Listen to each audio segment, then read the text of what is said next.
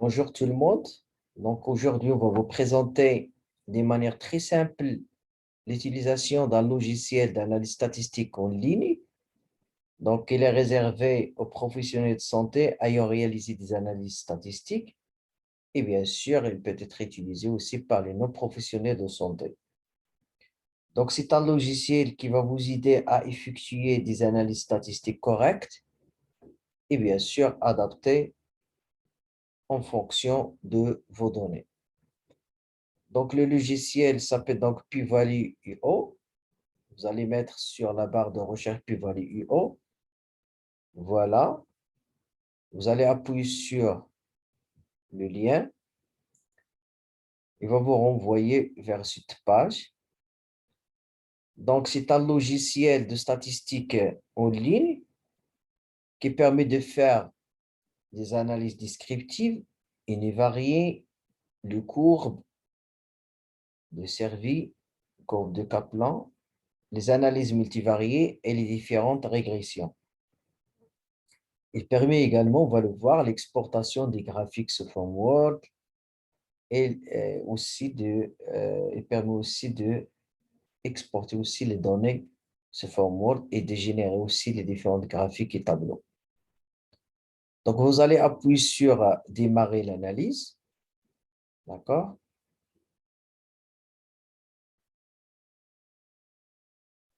Donc, pour les nouveaux, donc, il va vous demander de vous connecter via votre Gmail. D'accord? Et par la suite, vous allez appuyer sur démarrer. Il va vous demander de charger votre fichier de données. Généralement, c'est un fichier sous forme Excel. D'accord? Vous allez parcourir. On va chercher notre base de données Excel. Voilà. D'accord? Voilà, donc il charge toutes les variables. Par la suite, vous validez. D'accord? Donc, à chaque fois, vous validez.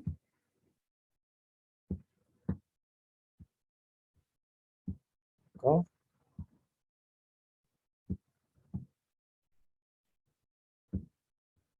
Et maintenant, il va vous dire qu'il est prêt à faire des analyses statistiques. Vous allez appuyer sur commencer les analyses statistiques. Et voilà.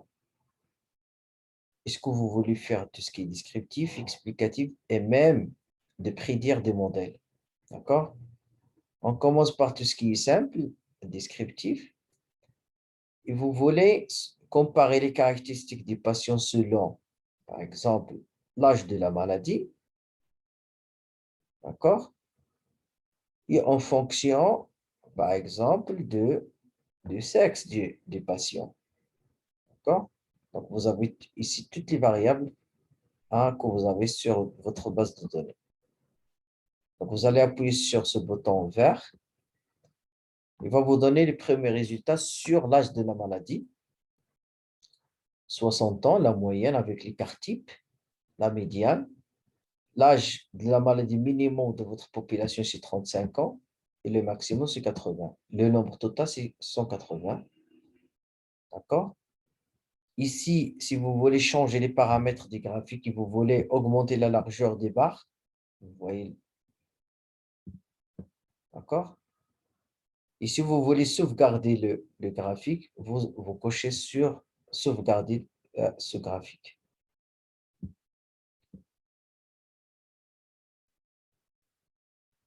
L'exportation de ce graphique et ce tableau, vous allez cocher les deux et vous allez avoir ce form Word. Vous allez télécharger ici, vous allez avoir on va les télécharger pour voir. D'accord?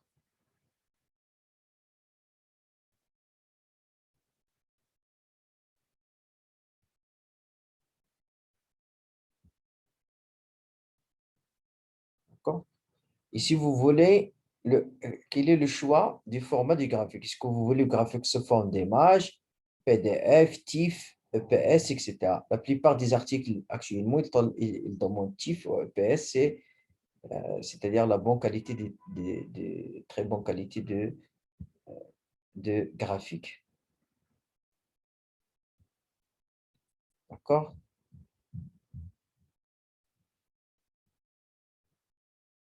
Donc, vous voyez ici, donc vous avez téléchargé, d'accord? Vous avez le graphique ici, voilà.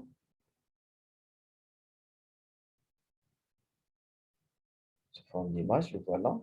Vous allez l'enregistrer et le copier pour l'insérer dans votre manuscrit, d'accord?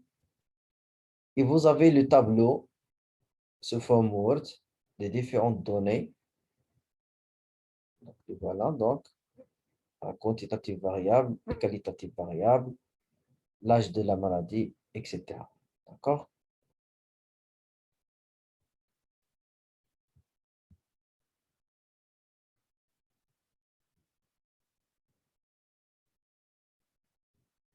On continue.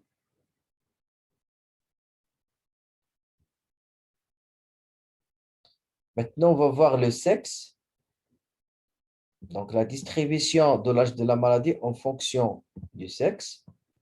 Donc, mais avant de faire la comparaison, vous avez aussi les graphiques du sexe. Vous avez le sexe féminin, c'est 292.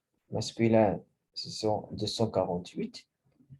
Ici, si vous voulez changer les couleurs des graphiques, d'accord? Ici, c'est la comparaison, la distribution, l'analyse univariée de la distribution de l'âge de la maladie en fonction du sexe. Donc, il n'y a pas une différence significative entre les deux, c'est-à-dire que le sexe féminin et masculin, ils ont le même âge de la maladie. D'accord? Vous voyez donc la qualité des graphiques, la moyenne d'âge chez le sexe masculin, féminin et la moyenne d'âge chez le sexe féminin. D'accord? Et vous avez même l'interprétation pour les gens qui ont des difficultés d'interpréter.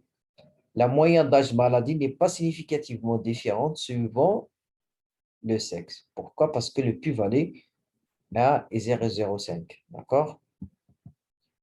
Vous voyez ici, si vous voulez connaître le test utilisé, ici c'est le test de Which. Et le test de Which, on l'utilise pour corriger l'échantillon. Pourquoi? Parce que vous avez le nombre des femmes, il est différent du nombre des hommes. D'accord? Donc, pour corriger l'échantillon, on utilise le test de Which. Et aussi l'utilisation des tests student. D'accord? Si vous voulez les télécharger aussi, ces graphiques avec le tableau, vous cochez les deux et vous téléchargez aussi les tableaux sous forme Word, sous forme d'image. Donc, si vous voulez revenir pour faire une autre analyse, vous allez recommencer, vous allez appuyer sur recommencer l'analyse. Par exemple, l'âge de la maladie est, on décoche si vous voulez le sexe, par exemple, par rapport à la constipation. D'accord? Donc, on appuie toujours sur le bouton vert.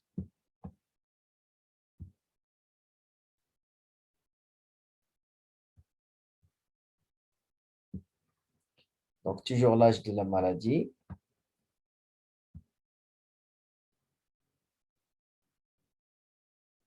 On va voir le nombre des patients ayant la constipation.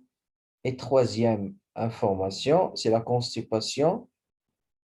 constipation comparée à l'âge de la maladie.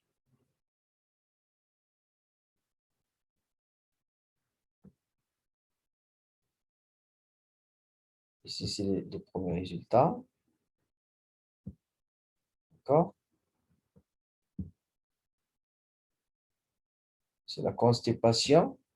Vous avez 156 patients qui ont présenté la constipation et 300 non. D'accord?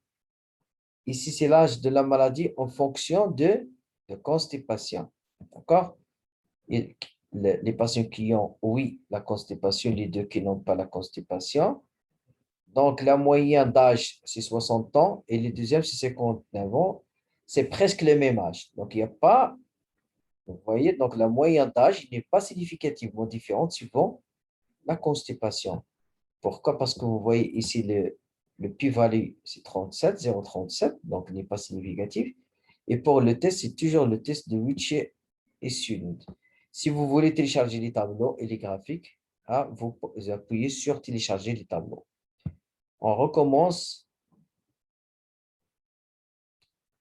et on passe aux explicatives.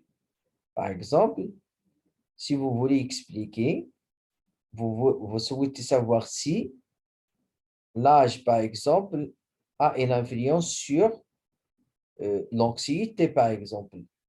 Est-ce que l'âge des patients, est-ce qu'ils ont une influence sur l'anxiété? Et si vous voulez ajouter d'autres paramètres qui peuvent avoir une influence sur l'anxiété, vous pouvez la cocher ici. Vous pouvez cocher n'importe quelle variable.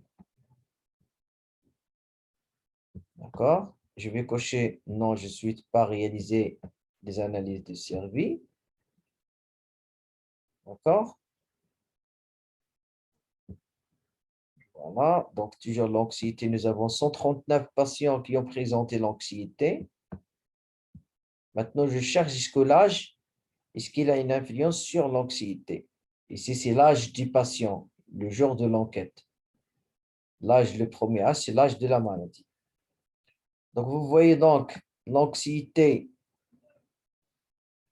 qui ont l'anxiété, elles ont une moyenne d'âge de 68 ans. Et la même chose pour qui n'ont pas présenté l'anxiété, aussi, ils ont 68 ans. Donc, il n'y a pas une différence. Vous voyez donc la différence, le plus-value, il est 0,05. Ici, c'est toujours le Witch. Donc, la moyenne d'âge, il n'est pas significativement différente suivant l'anxiété. D'accord? Et on peut avoir même les vérifications de la linéarité. D'accord? Donc, on recommence toujours les données. Est-ce que l'âge, ou bien est-ce que, je ne sais pas, euh, est-ce que lieu de résidence, est-ce qu'il a une influence sur la dépression, si vous voulez? D'accord? Voilà. Donc, on peut croiser toutes les variables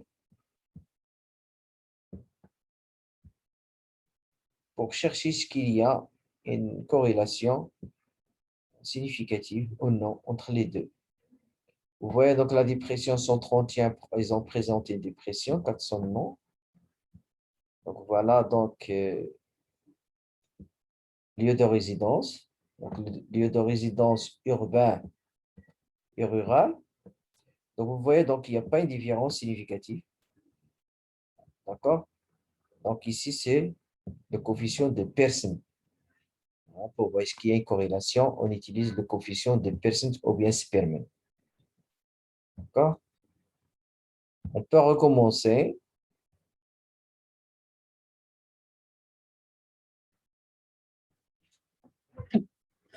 Recommencer. Vous souhaitez prédire la dépression, par exemple, ou bien la constipation en fonction de l'âge, de l'anxiété, par exemple. On peut même ajouter le sexe.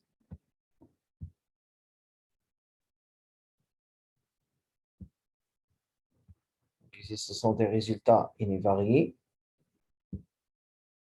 La même chose ici, selon l'âge. Donc, vous voyez donc la courbe ROC, d'accord, qui peut prédire la constipation. D'accord? Ici, c'est un niveau plus développé. D'accord? Et si vous voulez sauvegarder le graphique, vous pouvez cocher ici et télécharger le graphique. D'accord?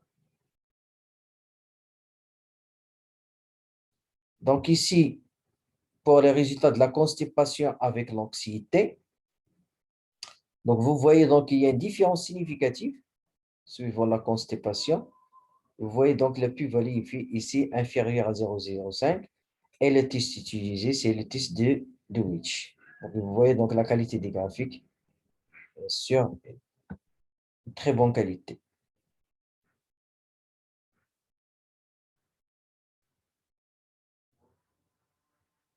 D'accord? Ça va permettre aussi d'avoir la vérification de la linéarité.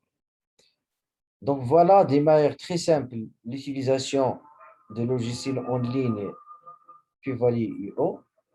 Donc, c'est destiné à tous les chercheurs dans toutes les étapes de recherche, soit au niveau de la licence, du master, du doctorat et après doctorat aussi.